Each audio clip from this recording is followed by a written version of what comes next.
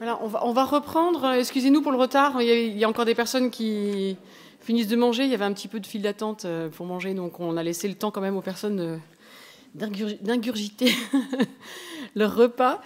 Écoutez, je vous laisse la parole tout de suite pour cette dernière session plénière. On terminera avec nos deux petits pecha-kucha habituels pour terminer à la fin. Et puis après, on aura un temps de restitution qui sera, je pense, pas très long, mais il est toujours bon de terminer sur une petite conclusion avant de se quitter. Mais je vous laisse tout de suite la parole sans plus attendre. Excusez-nous encore pour le retard. Vous êtes toutes excusées. Merci à toutes et à tous d'être là ce vendredi après-midi. Donc nous allons terminer ces rencontres avec un beau sujet, puisqu'il s'agit de la médiation. Moi je suis Cécile Charona, je m'occupe de la licence des apprentis libraires à l'UCO à Laval. Et auparavant, j'étais journaliste à Livre Hebdo, c'est aussi pour ça que je connais un peu le sujet. La médiation, donc après un arrêt brutal pendant 1 an et demi, quasiment, et l'émergence de nouveaux canaux de médiation, je pense notamment au numérique, mais on en parlera. L'idée de cette table ronde, c'était de voir ce qui se passe dans le champ de la médiation. Est-ce que les pratiques du public ont changé? Est-ce que de nouvelles approches ont émergé? Quelles opportunités ça représente pour les territoires? En gros, comment on fait de la médiation aujourd'hui, que ce soit en bibliothèque, en librairie, enfin dans tous les secteurs du domaine du livre. Et puis peut-être voir, alors ça c'est un peu la question subsidiaire qui est née après la table ronde de ce matin. Est-ce que là aussi l'écologie rentre en ligne de compte quand on parle de médiation? Voilà, donc on va essayer de traiter toutes ces questions, ces interrogations au travers des différents exemples qui vont nous être présentés cet après-midi, grâce notamment, alors je vais commencer par... Voilà, selon l'ordre des personnes qui sont assises. Donc, Sonia Bernard-Tossé, vous êtes conseillère à la direction académique de l'éducation artistique et culturelle et enseignante. Alors, l'INSAC, c'est l'Institut national supérieur de l'éducation artistique et culturelle. Ensuite, Audrey Le Sceau, vous êtes responsable des projets extra-festival à Quai des Bulles, c'est bien ça? Héloïse Aurin, vous êtes bibliothécaire pour le réseau des médiathèques de la Baie à Saint-Brieuc. Thierry Duparmer, vous êtes libraire à la librairie Sainte-Hortense à Rochefort-en-Terre. Et Marie-Cécile Grimaud, est-ce qu'il y a encore besoin de la présenter? Et que je remercie vivement parce qu'en plus, elle remplace au pied levé Quentin Leclerc, qui est directeur de la Maison de la Poésie à Rennes et qui n'a pas pu être là aujourd'hui. On va commencer par une question assez simple finalement que j'ai déjà posée il y a à peine 1 minute. C'est comment aujourd'hui, après ce changement lié au Covid, comment on fait de la médiation culturelle? Alors, Héloïse, est-ce que vous voulez commencer?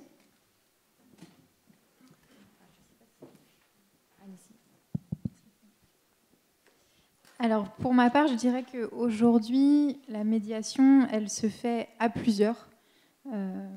C'est vrai que suite à la période qu'on a connue, on a vraiment été face à une baisse de fréquentation. On a dû réinterroger nos pratiques. Tous les collègues ont constaté une baisse de la fréquentation de nos équipements. Et donc, je pense que du coup, aujourd'hui, c'est intéressant d'essayer de redynamiser toute la dynamique autour de la médiation, mais en le faisant à plusieurs et pas en étant isolé dans sa structure. Du coup, nous, au niveau de l'agglomération de Saint-Brieuc, on a eu la chance d'intégrer un dispositif contrat territoire lecture. Donc, pour ceux qui ne connaissent pas trop ce dispositif, c'est une contractualisation entre une collectivité territoriale et l'État, donc avec un cofinancement. Donc, c'est un dispositif qui dure 3 ans. Donc, du coup, en l'occurrence, nous, c'était l'agglomération de Saint-Brieuc avec la DRAC Bretagne. Et du coup, tout l'intérêt de ce dispositif, c'est finalement d'aller regarder un petit peu ce qui se passe sur son territoire et de mobiliser l'ensemble des acteurs de ce territoire et de créer des partenariats. Et on voit que c'est une dynamique qui est très intéressante puisque ça permet vraiment de la création de beaux projets et ça permet de toucher, notamment par le biais de certains partenaires, des publics qu'on n'aurait pas du tout touchés autrement si on était resté isolé dans sa structure. On détaillera tout à l'heure le projet, mais pour répondre à cette question, alors je vois Audrey, vous hochiez la tête. Voilà, c'est votre tour.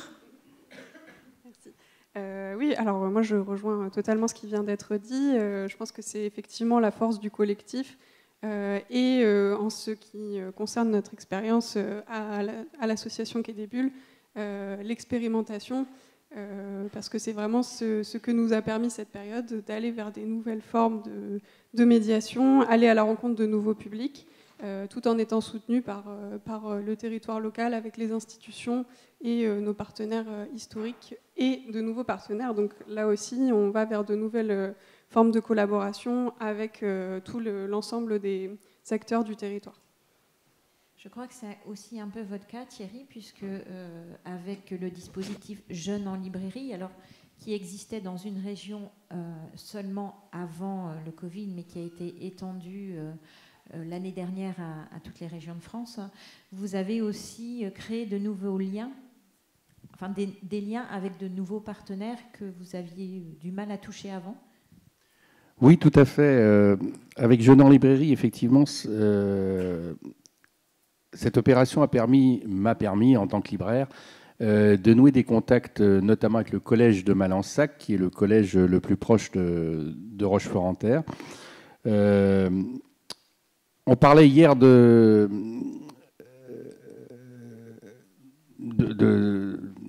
communications et des liens qu'il peut y avoir entre les différents acteurs qui tournent autour du livre et de la culture sur un territoire et de l'importance de tous ces liens. Et quand on a préparé cette table ronde, quand on s'est vu au téléphone, Cécile, j'expliquais que quand je me suis installé comme libraire, il y a des liens qui se créent assez naturellement avec, parce que ce maillage commence sur le plan local et ça se crée assez naturellement avec éventuellement les éditeurs qui sont proches, avec les médiathèques, avec différents acteurs culturels, mais que au niveau de l'éducation nationale, grosse machine, complexe et un peu toujours difficile à faire bouger, c'est plus compliqué. Et en fait, j'ai ressenti, moi, une réelle difficulté à entrer en contact avec les établissements d'enseignement autour de la librairie, ce que j'estimais dommage, parce que c'est quand même... il y a quand même une complémentarité, je pense, entre les établissements d'éducation et une librairie. Et Jeunes en librairie, donc, a été l'occasion pour moi de faire sauter le verrou, justement.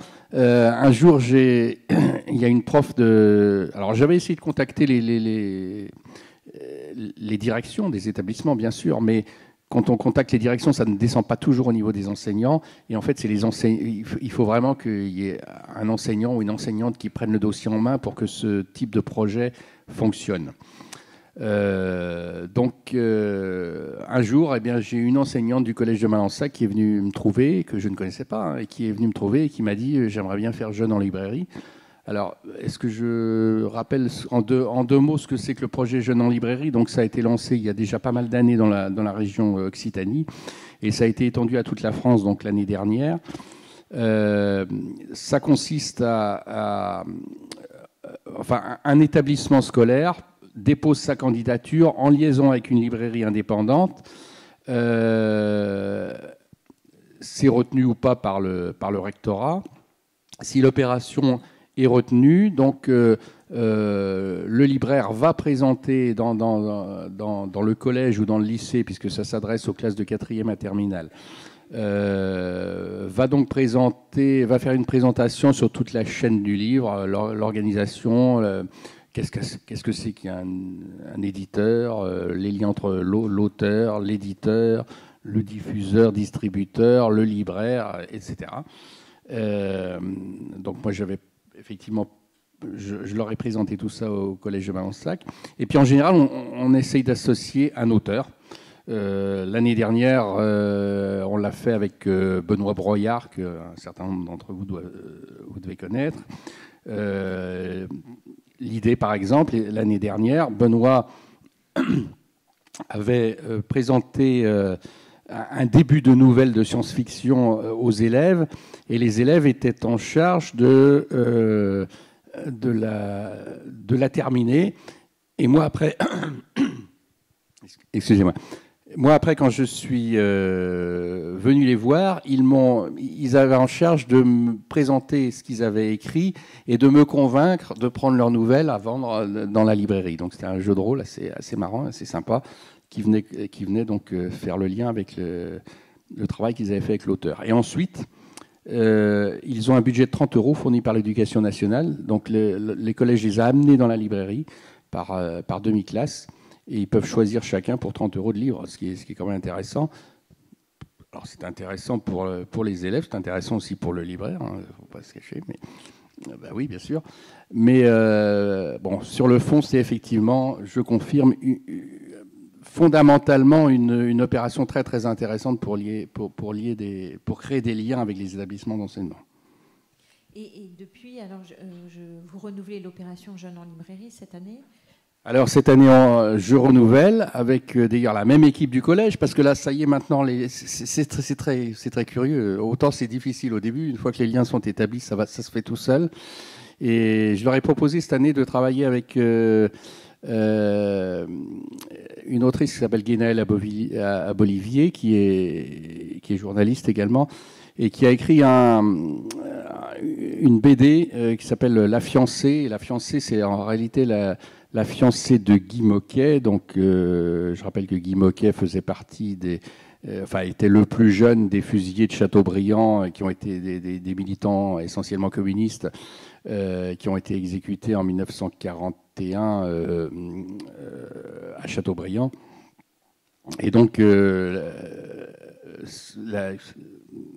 Odile Niles, qui était la petite amie de Guy Moquet, et qui est toujours vivante aujourd'hui, et qui a 98 ans, a raconté donc à Guénaëlle Abolivier la manière dont elle avait vécu ça. Et donc, c'est une BD, voilà. Donc, on va construire quelque chose là-dessus. Et en plus, donc, le collège prévoit de faire un voyage, une sortie à Chateaubriand sur les lieux mêmes. Donc vous voyez que petit à petit, l'opération se construit et prend de l'importance. Et il y a une équipe d'enseignants là, qui est vraiment intéressée par le sujet, et ça fait plaisir. Alors Sonia, je crois que vous êtes un peu de l'autre côté, de Jeunes en librairie. Ah oui, voilà. Donc, si vous voulez compléter cette approche. Jeunes en librairie, à vrai dire, c'est une commission tripartite dont fait partie d'ailleurs Livre et Lecture en Bretagne, c'est Célia Penfornis, la DRAC, et Nora Oulren, et moi-même pour la DAC. Donc, ça a été, les dossiers sont regardés avec soin par nous toutes pour le coup. Alors, donc moi, je représente un peu l'éducation nationale ici. Et je comprends très bien ce que vous venez de dire. C'est difficile parfois de trouver un interlocuteur. Quand on envoie un mail dans les secrétariats, parfois, il n'arrive pas aux personnes concernées, finalement. Mais quand même, il me semble que depuis quelques années, l'éducation nationale a fait de gros progrès en matière d'éducation artistique et culturelle, puisqu'on a quand même un objectif qui est le 100% éducation artistique et culturelle, ce qui veut dire concrètement qu'on souhaiterait... dans les années qui viennent et le plus vite possible, que chaque année, en fait, tout élève de la maternelle en fait, à la terminale soit touché au moins une fois par an par une action d'éducation artistique et culturelle. Et pour déployer en fait cette politique, qui est vraiment qui nous vient évidemment d'un engagement ministériel. On a en fait deux types de collègues, je dirais, des professeurs relais. En fait, la DAC, donc rattachée au rectorat de Rennes, a 90 professeurs relais sur l'ensemble des 4 départements bretons. Professeurs relais qui sont en fait des enseignants en poste, qui prennent cette mission en plus, donc ils sont soit rattachés à une structure culturelle, comme la Maison de la Poésie, par exemple, ou la Maison du Livre de Becherel, voilà, ou à un dispositif, comme par exemple lycéens au cinéma, ou voilà, enfin. Et donc, ce sont des interlocuteurs privilégiés qui font le lien, justement, entre leurs collègues enseignants et la structure à laquelle ils sont rattachés ou le dispositif qu'ils aident à mettre en œuvre, en proposant des ressources pédagogiques, enfin, entre autres, mais c'est surtout les liens qu'ils font entre les différentes instances qui sont très importants. Et puis, depuis quelques années en lycée, et c'est généralisé depuis l'année dernière en collège, il y a en fait dans tout établissement scolaire un référent culture qui est, je dois dire, dans 80% des cas, le professeur ou la professeure documentaliste, et qui a en fait une petite indemnité pour justement être l'interlocuteur ou l'interlocutrice privilégiée qui a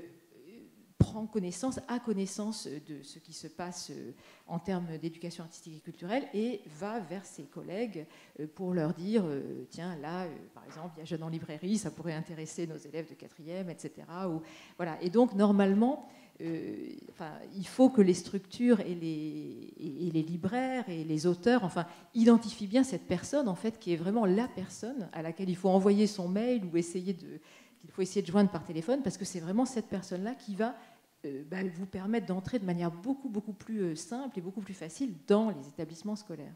Voilà, donc les référents culture, c'est vraiment des gens très importants. Oui, je suis parfaitement d'accord. Et d'ailleurs, le collège avec lequel je travaille, la documentaliste est vraiment aussi un des personnages centraux là, dans l'histoire.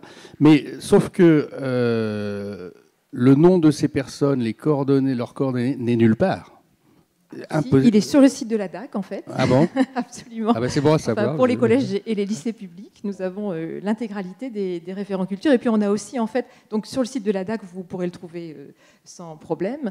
Et nous avons aussi, en fait, 4 coordonnateurs départementaux, c'est-à-dire des enseignants qui coordonnent les actions à l'échelle du département. Et donc, par exemple, pour les Côtes-d'Armor ou le Finistère, enfin, voilà, il y a aussi une personne dont vous trouverez les coordonnées sur le site de la DAC. Et donc voilà. Mais je comprends que ce n'est pas toujours très facile, donc il ne faut pas hésiter à ce moment-là à envoyer un mail à la DAC et on vous mettra en lien. Merci beaucoup pour cette précision. Alors Marie-Cécile, je crois aussi que vous allez certes parler au nom de Quentin Leclerc, mais vous êtes partie prenante dans le projet qui va être exposé. Donc, vous le connaissez bien. Donc, la Maison de la Poésie à Rennes a décidé de créer alors je crois que c'est vraiment une nouvelle forme de médiation. Et donc, avec de nouveaux partenariats. Donc, je vous laisse exposer ça. Effectivement, avec la Maison de la Poésie de Rennes, on a imaginé, en lien avec Normandie Livre et Lecture, ce que pouvait être une résidence d'éditeurs croisés. Le principe, c'est qu'un éditeur, en l'occurrence en Bretagne, aille en résidence pendant 1 mois dans une autre région, en l'occurrence la Normandie, et qu'inversement, un éditeur normand, une éditrice normande vienne pendant 1 mois en résidence en Bretagne. Donc l'idée, on l'a imaginée avec Quentin pendant le confinement, à un moment où on retrouvait le plaisir du temps long et non pas un temps segmenté par notre to-do list. C'était de se dire aussi que les éditeurs courent après le temps pour lancer des projets, que parfois pour mettre en place un projet qui demande des relectures, une réflexion profonde, il faut pouvoir se donner le temps et les moyens de mettre en œuvre ce projet. Et de la même manière, pour des jeunes éditeurs qui veulent se lancer, pouvoir avoir un temps dédié, des moyens financiers et organisationnels pour structurer sa maison d'édition, c'est pas facile. Donc c'est à partir de ces 2 constats qu'on a voulu lancer ce projet de résidence d'éditeurs croisés, qui a pris forme aujourd'hui, puisque de la mi-juin à la mi-juillet l'année dernière, les éditions L'Inframonde qui sont basés à Rennes sont partis à Tessy-sur-Vire, à l'usine Utopique, un lieu de résidence d'art plastique en Normandie, dans l'idée que ce temps d'un mois leur permette de réfléchir au fonctionnement de leur maison d'édition, de rencontrer des professionnels normands qu'ils n'auraient jamais eu l'occasion de rencontrer autrement, pour questionner leur projet, sa pertinence, etc. Et puis aussi de rencontrer un public qui est éloigné du public de leur réseau à eux, à Rennes et puis en Ille-et-Vilaine plus largement, pour commencer à parler de leur projet.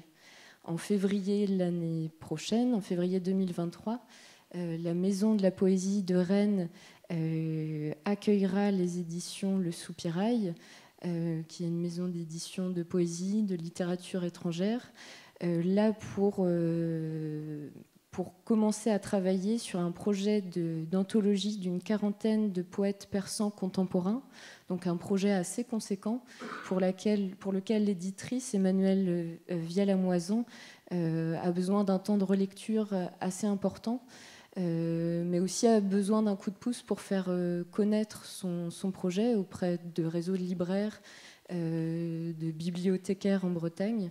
Et donc c'est tout cet accompagnement aussi qu'on va pouvoir lui proposer pendant ce temps de résidence.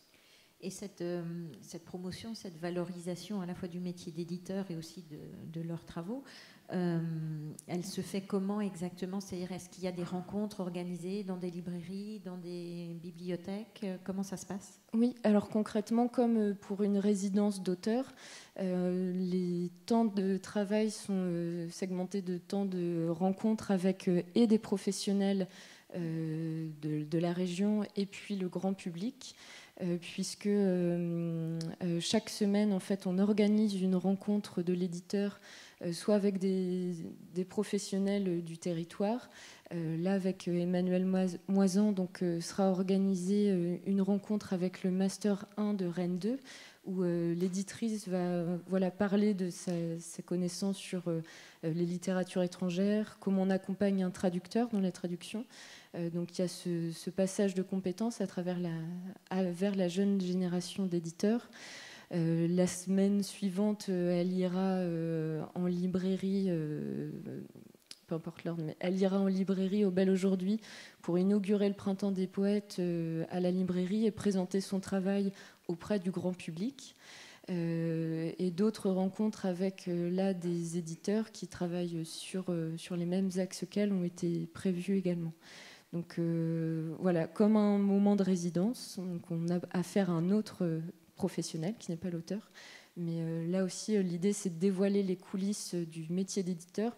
Et on se rend compte que le grand public est assez curieux en fait, de connaître le métier d'éditeur, comment on fait pour choisir un texte, fabriquer un ouvrage. Donc c'est aussi ce temps de résidence, c'est aussi le moment de promouvoir le métier d'éditeur qui reste dans beaucoup de cas très artisanal. En fait. Merci beaucoup.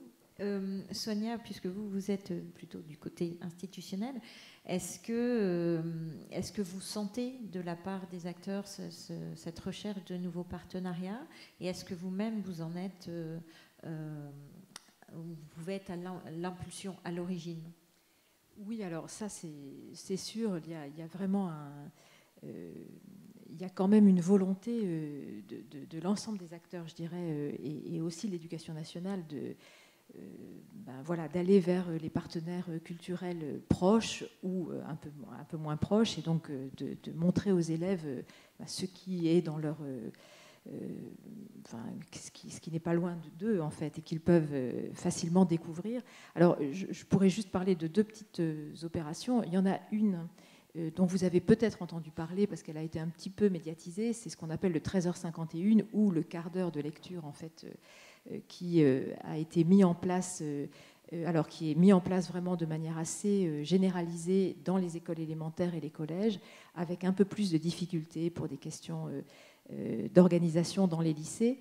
Mais ce quart d'heure de lecture, qui est soit quotidien, souvent dans les écoles élémentaires, soit hebdomadaire, parfois quotidien aussi dans les collèges, a permis des partenariats avec les médiathèques justement proches en fait des établissements. Et en particulier, enfin, je peux vous donner l'exemple du Collège des Gailleuls qui a fait un gros travail de partenariat avec les médiathèques les plus proches en fait du collège, et aussi les médiathèques en fait proches du lieu de résidence des collégiens en fait, et avec un dialogue, un échange entre les bibliothécaires et les enseignants. Et donc des livres ont été proposés au collège, les élèves ensuite sont allés en médiathèque, et voilà, c'est l'occasion pour les collégiens. On sait que c'est toujours l'âge auquel ils ont tendance à préférer d'autres activités que le fait d'aller en médiathèque. Donc ça a permis aux collégiens de découvrir ou de redécouvrir en tout cas les médiathèques de leur quartier.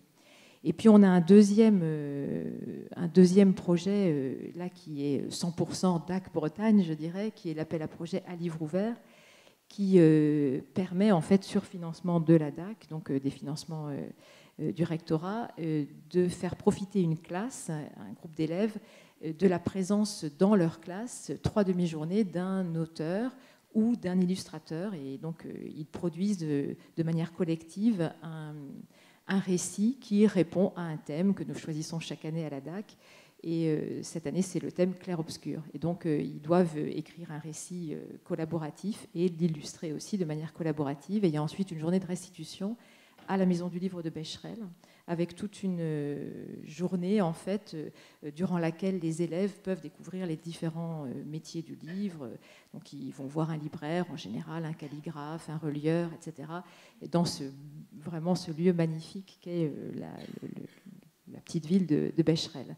Voilà. Et donc, voilà 2 types de médiation. On essaye de faire en sorte que les élèves, à la fois, sortent de leur établissement et aussi qu'on puisse accueillir dans les établissements scolaires des gens qui appartiennent au monde de la culture de manière plus générale. Et quand on est un auteur et qu'on est intéressé par ce projet, comment on fait ? Alors, on peut contacter la DAC. Nous avons toute une série d'auteurs, en fait, qui nous ont proposé de participer, en effet, à Livre ouvert. Je ne vous cache pas que pour des raisons un peu de budget, on essaye de privilégier quand même une certaine proximité entre les établissements et le lieu de résidence de l'auteur.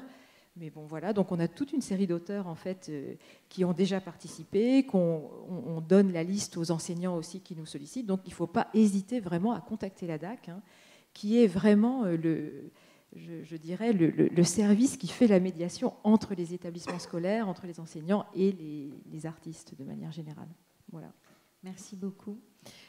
Alors Audrey, vous le disiez, nouveaux partenariats, mais aussi nouvelles approches et nouveaux publics. Et je crois que c'est le cas au Festival Quai des Bulles à Saint-Malo, puisqu'en 2020, il n'y a pas eu de festival de Quai des Bulles, et que vous avez, à partir de là, réfléchi à une autre manière de rester en contact quand même avec le public, et aussi j'ai envie de dire, mais je ne sais pas si c'est juste, de redécouvrir le public local de Saint-Malo. Oui, tout à fait. Alors, donc, en 2020, on a dû prendre la décision en mai-juin de l'année 2020 qu'il n'y aurait pas de festival Quai des Bulles en octobre. Donc ça a été une décision qui a été mûrement réfléchie, et en fait la structure du festival, de l'organisation du festival, fait que nous sommes structurés avec un conseil d'administration, 5 salariés à l'année et un collectif, un comité organisationnel d'une trentaine de personnes qui se sont mis à réfléchir aussi à comment continuer à toucher nos publics sur cette année si particulière, avec alors, les réalités qui ont été celles de 2020, donc des confinements, des couvre-feux, comment aller à la rencontre du public aussi à ce moment-là, en passant par les divers canaux qui s'offraient à nous, que ce soit à la fois physique, numérique. Voilà. Donc on a pu explorer diverses pistes, et on était très soutenus par la ville de Saint-Malo, donc là où se déroule notre festival, et donc on voulait aussi pouvoir garder ce lien avec notre public local et aller à sa rencontre en fait. Donc pour rebondir là-dessus, du coup justement, on a un certain nombre d'expositions qui ont pu être mises en place. Comme je disais tout à l'heure, ça a été vraiment un terrain d'expérimentation pour nous, parce que alors Quai des Bulles est reconnu pour ses expositions au sein du Palais du Grand Large pendant le festival, avec des expositions parfois monumentales ou alors très immersives. Mais on avait peu d'expérience dans ce qui était les expositions extérieures, en fait. Donc ça nous a permis en fait, de développer toute cette palette de compétences. Et, donc on a pu expérimenter différents médiums. Alors je ne sais pas, du coup, Ouais, ok. Voilà, donc en fait, on a travaillé aussi en collaboration avec le festival de Perros-Guirec, qui tous les ans propose des expositions extérieures en coproduction avec différents festivals bretons. Donc là, c'était l'exposition d'Armen d'Emmanuel Lepage. Donc on l'avait placée sur le quai du quai Trouin à Saint-Malo, juste à côté d'Intramuros. Ça nous a donné l'occasion de faire de très belles photos aussi avec le port, la mer derrière. On a aussi fait le choix d'expérimenter sur des panneaux. Donc là, c'est des panneaux électoraux. Donc on s'était dit avec la ville de Saint-Malo peut-être qu'il y avait quelque chose à faire de ces panneaux qui n'étaient pas encore utilisés. On était soit avant ou après les municipales. Enfin, voilà, c'était pas encore utilisé, mais le fait est que les communes ont un certain nombre de stocks de panneaux électoraux qui, tout au long de l'année et pendant un certain nombre d'années, ne servent pas. Donc on s'était dit pourquoi pas les utiliser. Donc là, on avait collé simplement des grands formats imprimés sur ces panneaux électoraux. Donc on avait fait une exposition autour de l'artiste Nils, en l'occurrence, à la gare. On a donc expérimenté aussi le collage de stickers micro-perforés sur la gare maritime. Donc là, c'était une nouvelle collaboration avec le port de Saint-Malo et notamment l'entreprise Edeis, qui nous a prêté les locaux de la gare maritime pour en faire une vitrine d'exposition de l'album Les filles des marins perdus. Donc la bande dessinée toujours au cœur de ces expositions, mais voilà, pour permettre à chacun de pouvoir les voir de façon gratuite et pourquoi pas les découvrir simplement en déambulant dans la ville.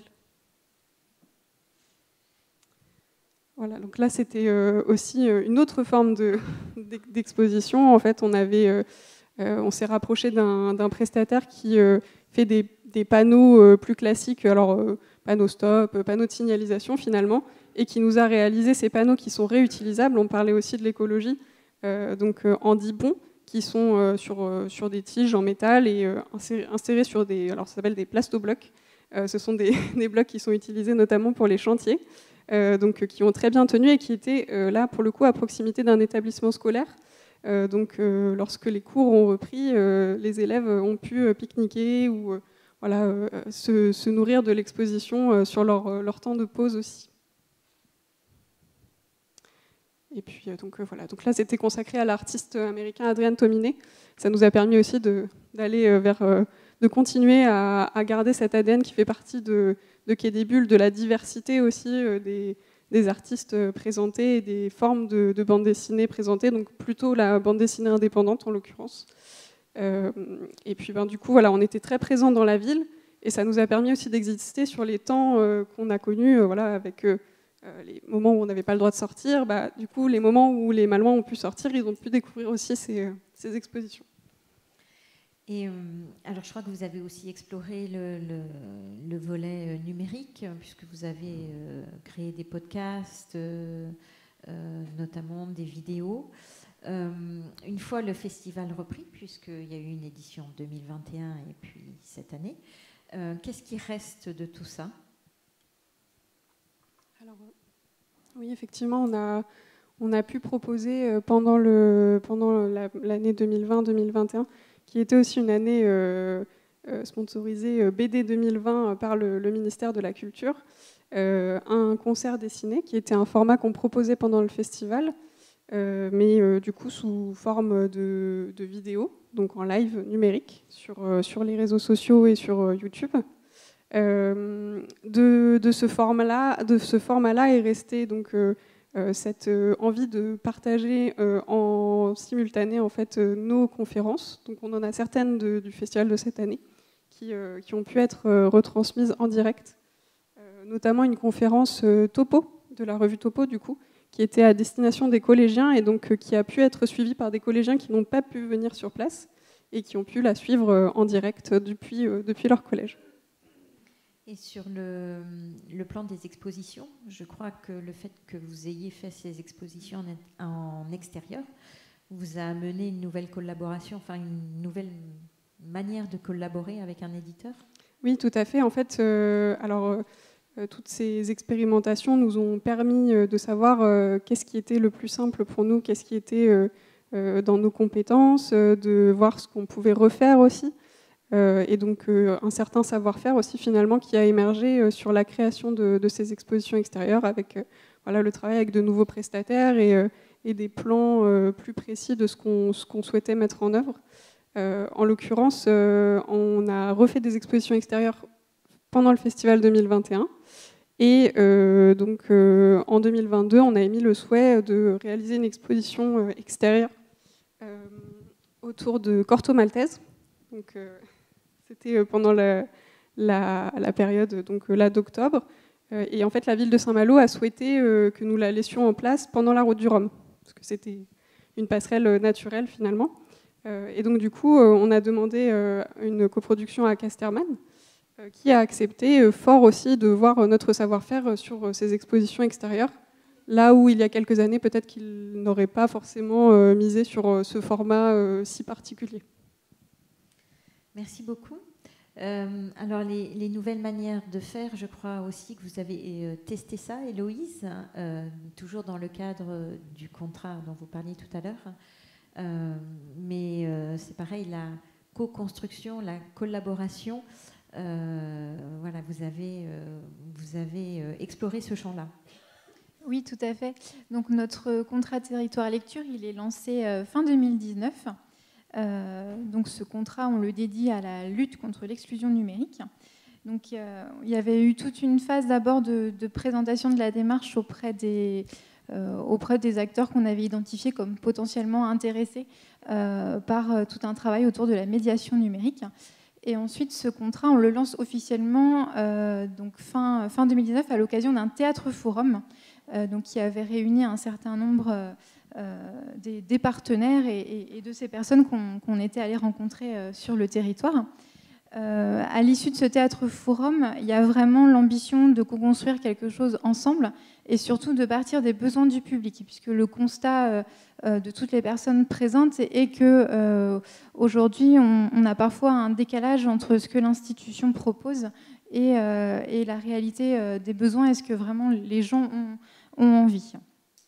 Donc ce postulat, voilà, il va animer un petit peu notre démarche là, sur les 3 ans à venir. Donc les partenaires se mobilisent à travers les différentes instances qui animent ce dispositif, donc un comité de pilotage, un comité technique. Et très vite, du coup, toujours pour prendre en compte les besoins de la population, on a l'idée de créer des comités d'habitants, d'aller à la rencontre d'habitants et de recueillir à la fois leurs pratiques numériques et leurs besoins vis-à-vis du projet qu'on mène. Donc, par exemple, il y a mes collègues bibliothécaires qui se sont investis dans le projet, qui ont monté un petit groupe d'habitants au sein d'une bibliothèque. Nous, au niveau de l'agglomération, on est allé à la rencontre de nos collègues dont le quotidien faisait qu'ils n'étaient pas qu'ils n'avaient pas besoin d'utiliser l'outil numérique au quotidien dans leur mission. Et l'opportunité se fait que nous, on rencontre l'association Coalia, qui est implantée sur Langueux et qui est une association qui vient en aide aux personnes en situation de demande d'asile, donc qui s'occupe plutôt de la partie hébergement de ces personnes-là. Donc la rencontre se fait, on a l'occasion de rencontrer quelques personnes en situation de demande d'asile, de recueillir leurs pratiques, leurs besoins. Et un peu plus tard, on avait cette idée en 2021 de mener un projet d'éducation aux médias et à l'information.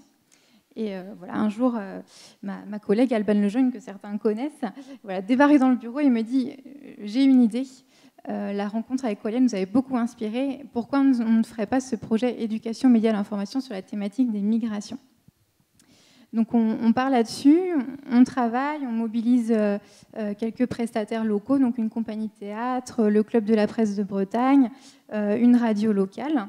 Et on va présenter le projet et on essaye du coup de mobiliser un certain nombre d'acteurs sur ce projet-là. Et on retourne vers l'association Coalia avec ce projet en disant qu'on on a vraiment envie de travailler avec vous sur ce projet. Donc on était plutôt parti sur un catalogue d'actions qu'on proposait à la fois aux écoles, aux bibliothèques, aux lycées, aux collégiens. Et du coup, Coalia ne pouvait pas forcément venir piocher dans ce catalogue d'actions au vu des spécificités de leur public, notamment du fait qu'on est sur un public allophone. Et Coalia a monté un projet dans le projet au niveau de ce projet d'éducation aux médias et à l'information. Et donc, du coup, je vais vous montrer en direct ce que ça a donné. En fait, ils ont mobilisé 7 femmes.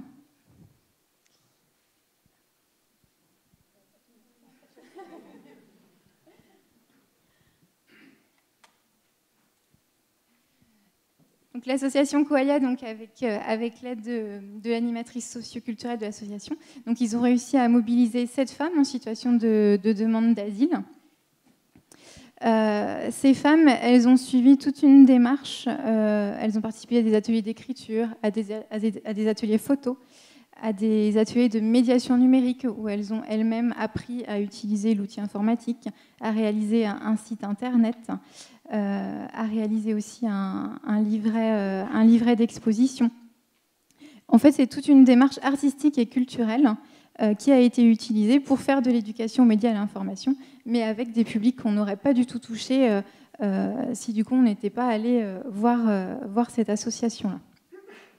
Donc ces 7 femmes, voilà, elles ont créé elles-mêmes une exposition sonore, photographique, écrite et interactive, donc qui s'accompagne d'un site internet et d'un livret pédagogique, donc projet qui s'intitule De bout des lèvres.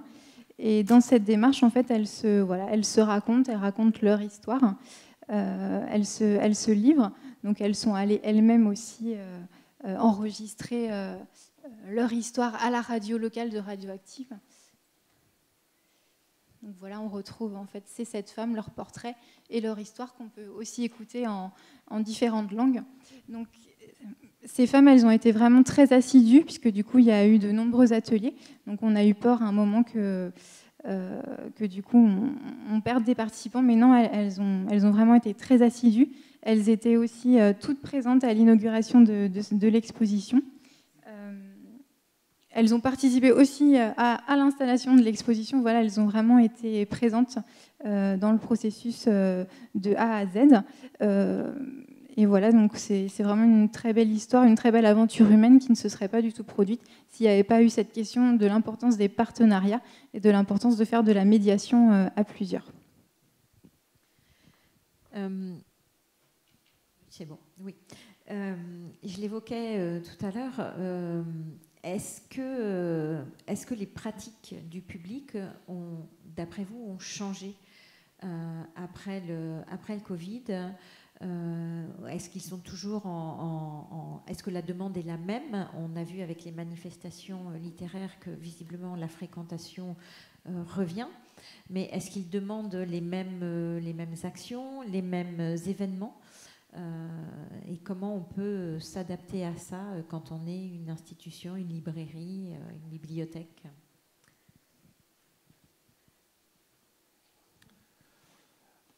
Moi, ce que j'ai observé, alors, c'est presque un peu dommage de le dire, mais malgré tout, l'époque un peu compliquée qu'on a vécue pendant 1 ou 2 ans, là, a été plutôt, je pense, bénéfique aux librairies indépendantes.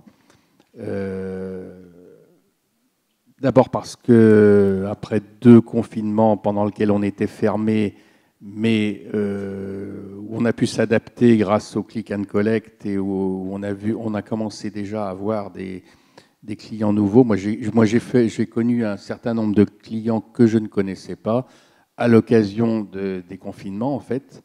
Puisque les gens ne pouvaient aller nulle part, mais ils pouvaient quand même acheter des livres. Et ça s'est confirmé sur le 3e confinement, au cours duquel les librairies ont eu le droit d'ouvrir. Donc cet épisode-là a été plutôt bénéfique. Et ce qu'on observe, ce que j'ai observé, moi en tout cas au niveau de la librairie, mais pour en avoir discuté avec des collègues, je pense que c'est un peu pareil partout, c'est que ces gens nouveaux qui sont arrivés dans la librairie eh ben, sont toujours clients aujourd'hui, en fait. On a réussi à les garder. Donc, en fait, ça a été l'occasion d'un retour. Je pense que ce confinement a été vraiment l'occasion d'une remise en cause profonde chez un certain nombre de gens et ont été bénéfiques à tout le commerce de proximité, au commerce d'alimentation, d'ailleurs aussi au petit commerce d'alimentation, etc. Mais de la même manière aux librairies indépendantes. Et en fin de compte, tout n'est pas perdu, quoi. Finalement, il est resté de bonnes choses, finalement, cette période-là. Je crois qu'il faut le vivre comme ça. Mais en termes de rencontres, d'animation, est-ce que ça vous a amené à faire autrement? Alors, il y a eu Jeunes en librairie, mais dans vos autres propositions de médiation culturelle, est-ce que vous avez fait autrement ou... Alors, pendant le temps du Covid, on ne pouvait plus faire grand-chose, à vrai dire. Donc, il ne s'est pas passé grand-chose. Après, maintenant que les choses ont repris, je dirais que non, je n'ai pas observé fondamentalement de différence d'attente des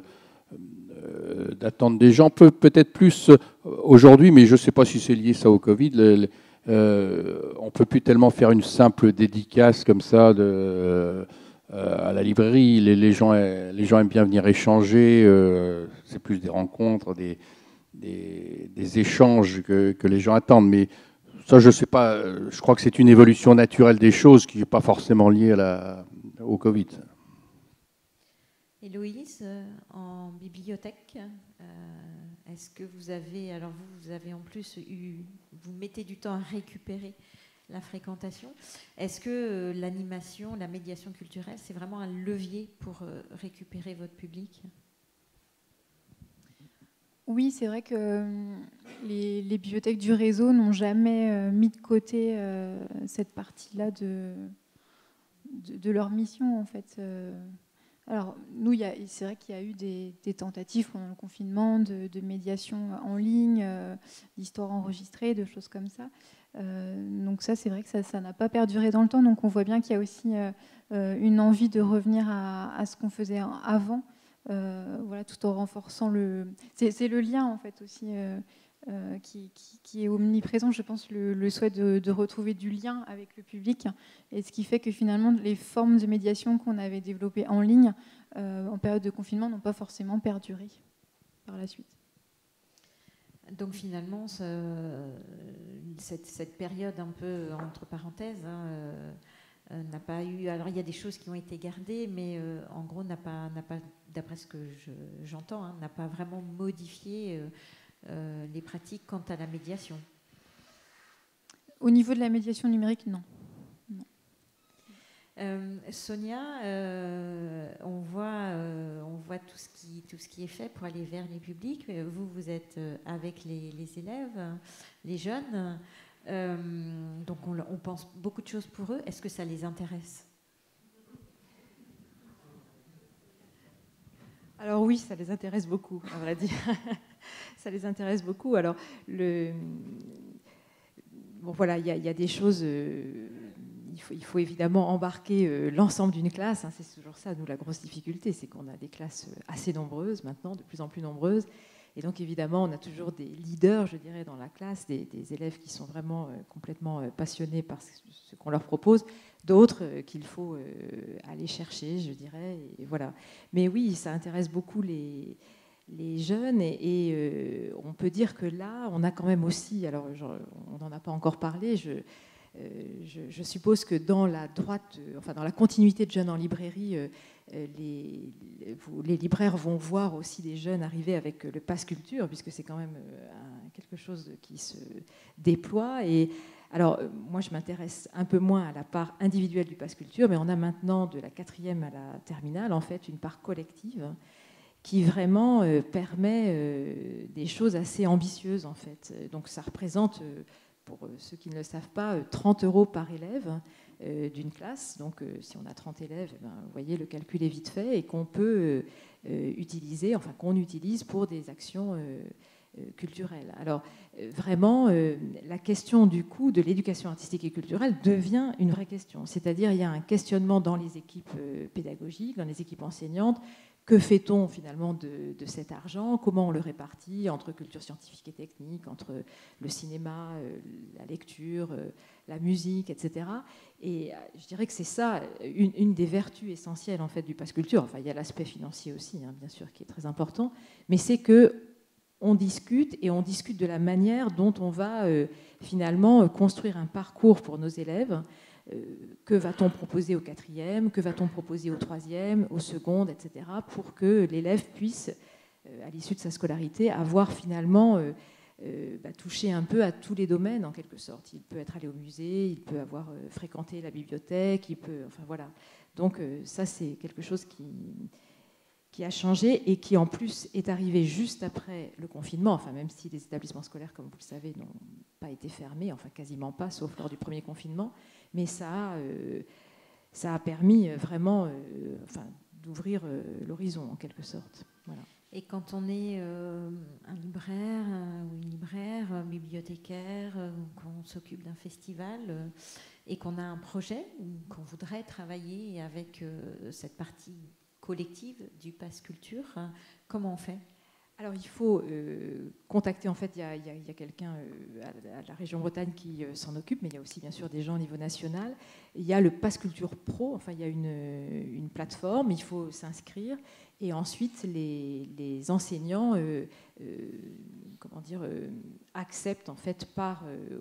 alors nous c'est un peu compliqué, c'est par adage, qui est quelque chose qui est déployé dans l'éducation nationale. On a accès en fait à ces offres Pass Culture et on peut évidemment accepter l'offre qui est proposée, quel que soit le domaine en fait de l'offre. Alors en fait la pratique, ça on pensait au départ que ce serait ça la pratique, c'est-à-dire que les gens, les professionnels, les artistes, etc. proposeraient des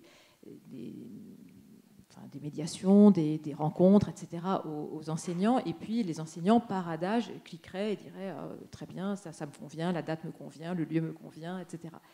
En fait, dans l'usage, on se rend compte qu'il y a un échange d'abord entre un enseignant ou des enseignants et, je ne sais pas, un cinéma, un musée, un auteur, etc. Et on se met d'accord sur, évidemment, le contenu de ce que l'on va proposer aux élèves. Et ensuite, l'offre est proposée. Et puis, elle est faite, en fait, pour cette classe-là, pour cet établissement-là, et l'établissement clique. Voilà. En fait, c'est assez formidable parce que... les établissements n'ont pas à gérer la partie, l'argent, ça passe directement en fait du ministère aux artistes, ou aux associations, ou aux musées, etc. Et donc, pour les gestionnaires, c'est un souci en moins. Ce qui parfois, au début, avait pu un petit peu effrayer, parce qu'il y a déjà beaucoup de choses à faire quand on est gestionnaire d'un lycée ou d'un collège. Ce que les libraires peuvent bien comprendre. Absolument. La question du Pass Culture en librairie, c'est pas une sinécure. Voilà. Audrey, est-ce que c'est un levier que vous avez utilisé, que vous connaissez? Oui. Du coup, on a pu mettre ça en place cette année et par un autre biais, du coup, du Pass Culture, qui est une offre plus générale, j'ai l'impression. Alors, on a proposé cette année, nous, à un petit groupe d'une dizaine de jeunes entre 15 et 20 ans, de venir découvrir les coulisses du festival, en 2022. Et donc, sur cette journée, c'était vraiment super parce qu'on a pu avoir ce groupe qui a déambulé dans le festival. Donc, on avait une personne référente de notre côté qui encadrait le groupe et qui leur a fait rencontrer tous les acteurs, en tout cas une grande partie des acteurs, des métiers qui composent le festival. Donc, ils sont allés à la rencontre à la fois de notre régisseur technique général, de notre chargé de sécurité, de libraires, d'éditeurs. Et vraiment, du coup, on avait tous différents corps de métier qui étaient représentés. On a senti vraiment un engouement très fort de la part de ces jeunes par rapport à ces métiers. Ils posaient plein de questions et du coup, ça a donné des échanges vraiment très riches sur cet aspect-là qu'on n'avait pas forcément décelé auparavant. Et pour le coup, je pense que c'est un format qu'on va remettre en place chaque année parce que vraiment, ça a rencontré un grand succès. Je me permets de vous demander comment êtes-vous rentré en contact en fait avec ces jeunes? Alors en fait, c'est la référente Pass Culture Bretagne avec qui on a discuté des différentes offres qui pouvaient être mises en place. Donc elle nous a parlé justement du Pass Culture Pro. Donc là, c'est un autre volet sur lequel nous, on va aussi proposer des packs clés en main, exposition et intervention pour les enseignants. Mais en fait, elle nous a également parlé d'un dispositif plus ambassadeur, en fait, en nous disant qu'on avait un certain nombre de jeunes qui étaient ambassadeurs Pass Culture, qui sont très actifs notamment sur les réseaux sociaux et qui sont très intéressés par ce genre d'événements, qu'ils ont déjà mis en place sur des festivals pour le coup plus musicaux, donc notamment les transmusicales, mais ça n'avait jamais été fait sur un festival littéraire. Et donc du coup, c'est comme ça qu'on en est venu à essayer de discuter, à savoir quel projet mettre en place pour proposer quelque chose d'un petit peu, une visite un petit peu plus à ces jeunes qu'une visite classique avec un ticket qu'ils pourraient acheter avec le Pass Culture, ce qu'on a proposé aussi, mais là c'était un petit peu quelque chose avec un contenu augmenté, avec quelque chose d'un petit peu VIP, parce qu'ils ont pu aussi aller voir des auteurs, discuter en direct avec eux, manger avec eux le midi. Donc voilà, c'était vraiment tout un pack clé en main et un peu un accès privilégié à ces coulisses du festival. Héloïse, est-ce que c'est aussi un levier que vous utilisez ? Alors je sais qu'à la fin du projet éducation média de l'information que l'on a mené, du coup, il y avait donc la compagnie de théâtre et l'animateur de la radio locale, puisque du coup, le projet a permis de relancer l'utilisation des radios dans les établissements scolaires, parce qu'il y a beaucoup d'établissements scolaires qui sont équipés de radios, mais parfois le manque de compétences et le manque de projets fait qu'elles sont sous-utilisées. Et du coup, donc ces deux personnes se sont inscrites sur la plateforme Pass Culture, enfin côté pro, et du coup ça a permis aux établissements scolaires de continuer à les solliciter pour développer d'autres projets par la suite. Donc du coup c'était vraiment intéressant aussi. Thierry, vous vous doutez de ma question ? Oui, alors moi Pass Culture Pro jusqu'à présent je ne le pratiquais pas, je suis adhérent du Pass Culture individuel évidemment, mais Pass Culture Pro j'avais pas eu l'occasion d'être adhérent. Là, en l'occurrence, j'ai enclenché le dispositif pour jeunes en librairie, précisément parce que jusqu'à l'an passé, les frais de déplacement et la rémunération des auteurs éventuellement invités dans le cadre de cette opération étaient pris en charge par jeunes en librairie, ce qui n'est plus le cas cette année, mais par contre peut être pris en charge dans le cadre du Pass Culture Pro. Voilà, donc, d'où mon intérêt pour le dispositif. On y vient par différents chemins, mais on y vient. On va consacrer les quelques dernières minutes qui nous restent à donner la parole au public. Voilà, s'il y a des questions ou un partage d'expériences, de témoignages sur la médiation. Oui.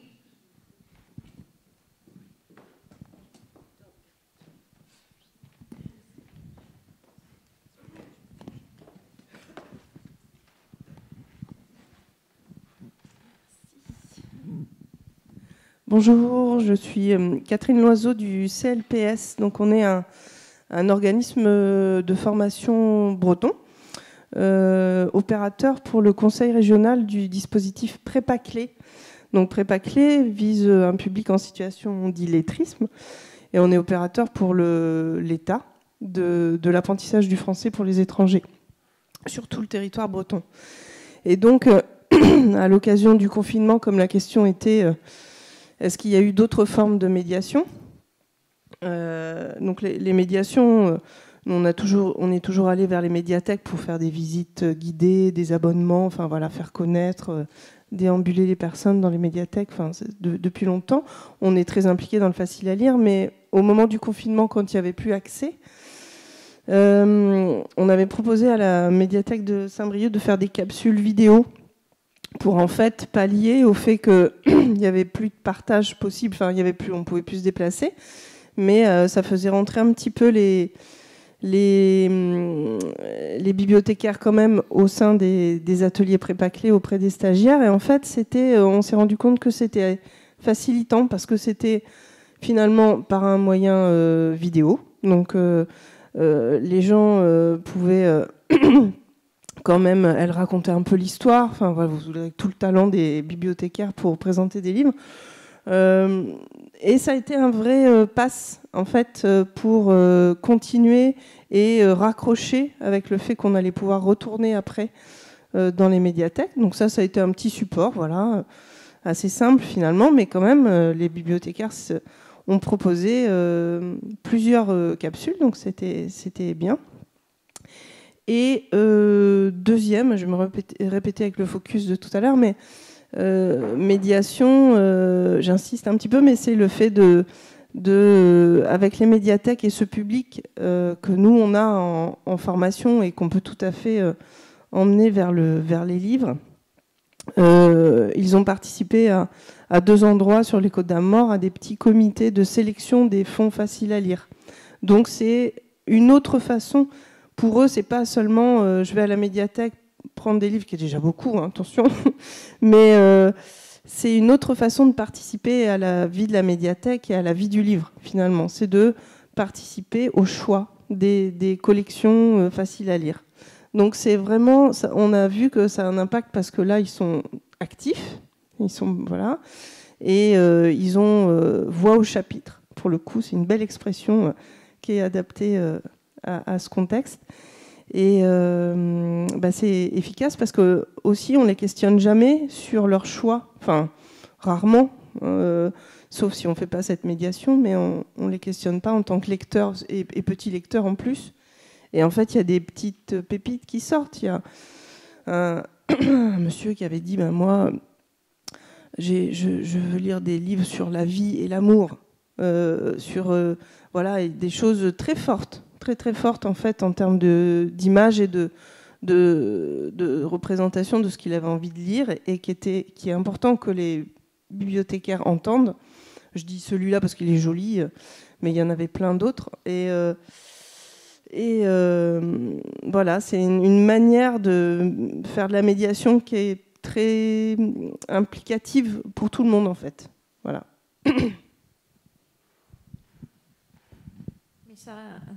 Ça rejoint, je trouve, ce que vous disiez, Loïs, et c'est peut-être la question ou l'axe à retenir. C'est vrai qu'on questionne assez peu, finalement, les gens sur ce qu'ils ont envie. Et c'est peut-être quelque chose à ouvrir comme chantier. Et ce que j'entends aussi, et ce que je perçois à travers les différentes initiatives que vous avez présentées, c'est que les gens ont peut-être moins envie de consommer de la médiation, mais de s'y impliquer. Et en tout cas, je trouve que vos initiatives vont dans ce sens, de les rendre actifs, comme vous disiez. Est-ce qu'il y a d'autres questions ? Oui. Je vais juste partager un petit retour d'expérience récent dans le même domaine. On avait la même problématique dans notre petite ville à Carnac, dans le Morbihan. Notre libraire installé là, spécialisé jeunesse depuis 4 ans, avait un mal fou à rentrer en contact avec les établissements scolaires. Nous, on est parents aussi de petits-enfants en primaire. Et en fait, on a monté un festival du livre jeunesse sur Carnac cette année, avec une trentaine d'auteurs, illustrateurs, avec une association qui s'est créée en fait autour de la librairie. Mais surtout, c'était l'occasion en fait, d'avoir fait venir beaucoup d'illustrateurs et d'auteurs dans les écoles. Et en fait, tout d'un coup, quand on a proposé quelque chose aux écoles, on ne savait pas trop comment on allait être reçu, mais c'était en fait un engouement immédiat. On a créé comme ça, je ne sais pas, au moins une quinzaine ou une vingtaine de présentations, animations dans les classes, depuis les toutes petites sections de maternelle jusqu'au collège, parce qu'on a aussi un collège. Et après, ça fait vraiment venir les jeunes le jour du festival. Les auteurs qui sont venus étaient en partie habitués à ce genre de pratique qui a l'air de se répandre un peu dans beaucoup d'endroits. Et très clairement, ça fait un lien avec les écoles. Et maintenant, le lien, comme vous disiez, une fois que le lien est créé, derrière, ça perdure en fait. Il y a une barrière à franchir au début, et puis après, c'est parti, quoi. Merci. Oui. Juste une petite réponse là-dessus. Oui, effectivement, j'ai aussi cette expérience-là, puisque je suis partenaire du salon jeunesse de Questembert, qui est organisé par la médiathèque de Questembert, qui fonctionne sur le même principe, ainsi que celle de Serran aussi. Donc effectivement, ce type de festival est effectivement très intéressant. Mais par contre, ça touche essentiellement pour les 2 festivals que je connais, ça concerne essentiellement les classes primaires, les écoles primaires. Des auteurs au collège. Et c'est vrai qu'on a la chance d'avoir aussi dans notre commune des gens qui sont scénaristes de bande dessinée, des auteurs qui sont plus scientifiques, qui ont capacité à parler aussi de sujets peut-être... c'est vrai que c'est plus facile l'illustration avec les primaires, mais on va faire du scénario, de BD, du scriptwriting, etc. Et franchement, les collégiens ont accroché aussi, quoi. Donc c'est sûrement plus dur, mais c'est pas infaisable, je pense. Oui, là, ça sera la dernière. Je voulais juste rebondir. Moi, je suis auteure et je suis intervenue aussi en collège dans le même village, à Carnac. Et en fait, les démarches, moi, je les ai faites pour obtenir une bourse de résidence d'auteur à l'école par le biais du CNL. Et ça a été une grande découverte pour moi. Et j'avais justement une question à ce sujet-là où l'émission d'un vœu que les dispositifs mis en place par le ministère de la Culture, le CNL, etc., soient peut-être un peu plus médiatisés, parce que nous, en tant qu'auteurs dans notre petit coin, si on n'a pas affaire à un éditeur qui a pignon sur rue et qui est très actif à ce niveau-là, on n'a pas connaissance forcément de ces dispositifs, et c'est vraiment regrettable.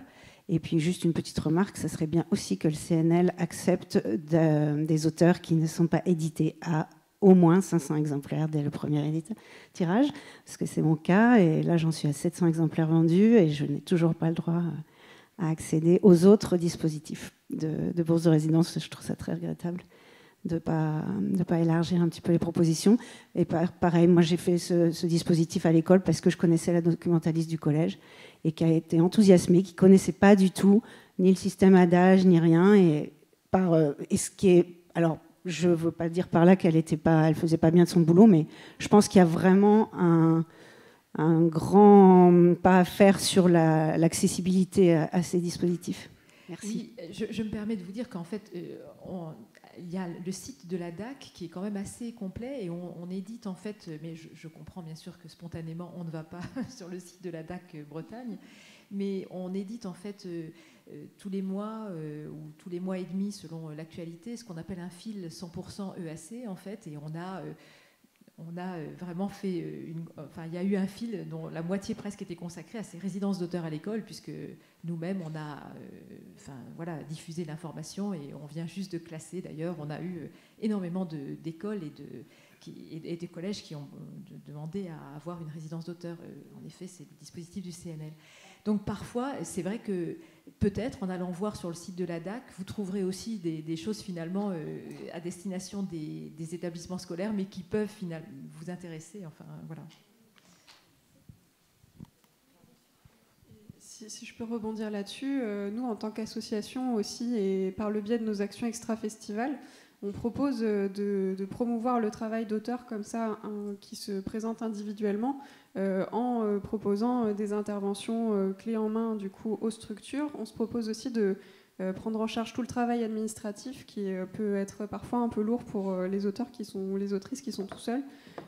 Donc ça va du devis, contrat, facturation. Et c'est vrai que des fois ça peut aussi aider à rentrer en contact avec ces structures, ce qui n'est pas forcément toujours évident quand on est isolé du coup.